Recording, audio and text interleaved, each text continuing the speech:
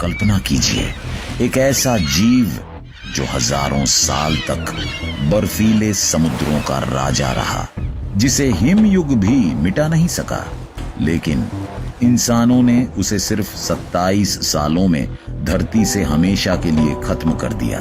ना युद्ध, न प्राकृतिक आपदा, सिर्फ भूख, लालच और इंसानी क्रूरता। आज की ये कहानी किसी छोटे जीव की नहीं है। ये कहानी है समुद्र के एक शांत राक्षस की, जिसे इंसानों ने खा लिया। उसका नाम था स्टेलर्स सी काऊ। स्टेलर्स सी काऊ कोई शिकारी नहीं था। वह समुद्र की गहराइयों में छिपकर नहीं रहता था। वह सतह के पास शांति से तैरता था, मानो समुद्र की गोद में सो रहा हो। लगभग 30 फीट लंबा और 10 टन वजनी यह जीव केवल केल्प और समुद्री घास खाता था। इतना विशाल शरीर, लेकिन स्वभाव पूरी तरह शांत। वह तेज तैर नहीं सकता था, न ही इंसानों से डरता था। उसकी पीठ अक्सर पानी से बाहर रहती, जहां समुद्री पक्षी बैठकर उसकी त्वचा से परजीवी चुनते। यह जीव हिमयुग से बच गया, लेकिन इंसानों की नजरों से नहीं। प्रकृति ने उसे ताकत दी थी, पर रक्षा की प्रवृत्ति नहीं, और यही बात आगे चलकर उसके अस्तित्व पर भारी पड़ने वाली थी। साल था 1741। रूसी जहाज सेंट पीटर कप्तान विटस बेरिंग के नेतृत्व में अज्ञात समुद्रों की ओर बढ़ रहा था। मकसद था एशिया और अमेरिका के बीच समुद्री रास्ता खोजना, लेकिन समुद्र निर्दयी था। तूफान आए, नाविक बीमार पड़े और स्कर्वी ने मौत बांटनी शुरू कर दी। अंततः जहाज टूट गया। दल फंस गया एक निर्जन द्वीप पर, आज जिसे हम बेरिंग द्वीप कहते हैं। भूख, ठंड और मृत्यु के बीच जीवन की उम्मीद लगभग खत्म हो चुकी थी। किसी को अंदाजा नहीं था कि यही दुर्घटना एक ऐसी खोज लाएगी जो इतिहास की सबसे तेज विलुप्ति का कारण बनेगी। उन भूखे और टूटे नाविकों में एक व्यक्ति अलग था, जॉर्ज विल्हेम स्टेलर। वह डॉक्टर था, प्राकृतिक वैज्ञानिक था और सबसे बढ़कर एक पर्यवेक्षक। जब बाकी लोग भोजन खोज रहे थे, स्टेलर की नजर समुद्र पर गई। उसे पानी के नीचे काले पहाड़ जैसे आकार दिखे। करीब जाकर उसने जो देखा वह विज्ञान के लिए चमत्कार था। एक विशाल समुद्री स्तनधारी, डुगोंग जैसा, लेकिन कई गुना बड़ा। स्टेलर ने इसे नाम दिया स्टेलर्स सी काऊ। उसने इसके शरीर, व्यवहार और स्वभाव का विस्तार से वर्णन किया। विडंबना यह थी कि उसकी यही लिखी पंक्तियां इस जीव की एकमात्र विरासत बन गईं। स्टेलर ने लिखा, इस जीव की त्वचा पेड़ की छाल जैसी मोटी और खुरदरी थी। दांत नहीं थे, सिर्फ मजबूत केराटिन प्लेट्स। लेकिन सबसे चौंकाने वाली बात उसका व्यवहार था। यह जीव सामाजिक था, भावनात्मक था और अपने साथी से गहरा लगाव रखता था। स्टेलर ने एक दृश्य देखा। जब एक मादा सी काऊ को शिकार कर तट पर खींचा गया, तो उसका नर साथी उसे छोड़कर नहीं गया। 3 दिन तक वह तट के पास मंडराता रहा, भाले सहता रहा, पर पीछे नहीं हटा। यह कोई दैत्य नहीं था, यह एक संवेदनशील प्राणी था। लेकिन भूखे इंसानों के लिए भावनाओं की कोई कीमत नहीं होती। भूख ने इंसानों को जीवित रखा, लेकिन उसी भूख ने एक पूरी प्रजाति को मार डाला। जब नाविकों ने पहली बार स्टेलर्स सी काऊ का शिकार किया, तो उन्हें सिर्फ जीवन ही नहीं मिला, उन्हें स्वाद मिला। स्टेलर ने लिखा था, इसका मांस गाय के मांस जैसा था और इसकी चर्बी मक्खन की तरह मुलायम, पीली और सुगंधित। एक अकेला सी काऊ पूरे जहाज के दल को 1 महीने तक खिला सकता था।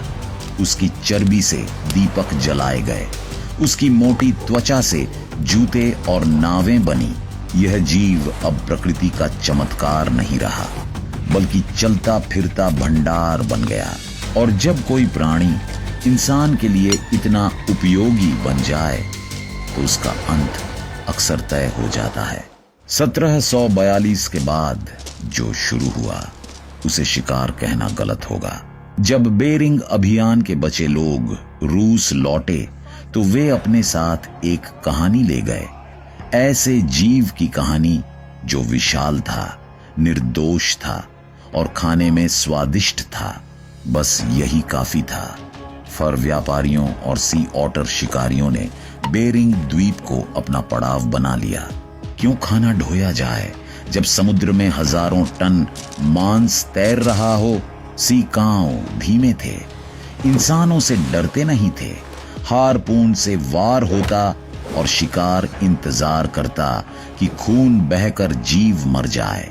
कई बार उन्हें घायल कर समुद्र में छोड़ दिया जाता, इस उम्मीद में कि शव तैर कर लौट आए, पर हर एक के बदले 4 और बेकार में मारे जाते।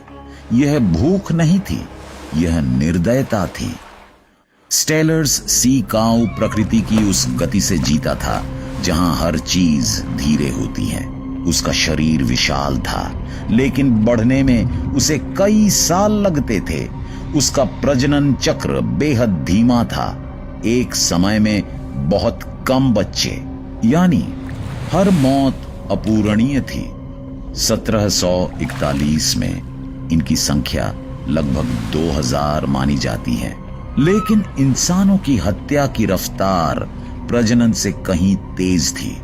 1754 तक शिकारियों ने शिकायत करनी शुरू कर दी। अब सी काऊ आसानी से नहीं मिलते।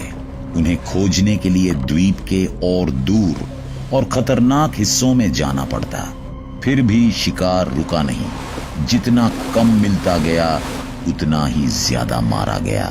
प्रकृति चेतावनी दे रही थी, लेकिन इंसान सुनना नहीं चाहता था। साल था 1768। बेरिंग द्वीप का समुद्र पहले जैसा नहीं रहा था।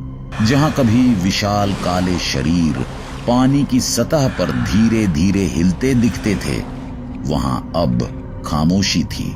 उसी साल एक शिकारी ने दावा किया, उसने आखिरी स्टेलर सी काऊ को मारा। इसके बाद कोई दृश्य नहीं, कोई निशान नहीं, कोई आवाज नहीं। हिमयुग से बचा जीव इंसानी लालच से नहीं बच सका। 27 साल, बस इतना ही समय लगा एक पूरी प्रजाति को धरती से मिटाने में।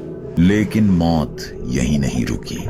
सी ओटर के शिकार से समुद्री संतुलन टूटा, सी अर्चिन बढ़े, केल्प जंगल खत्म हुए।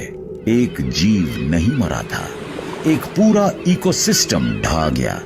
समुद्र शांत था, लेकिन यह शांति कब्रिस्तान की थी। स्टेलर्स सी काऊ की कहानी सिर्फ अतीत की त्रासदी नहीं है, यह एक चेतावनी है।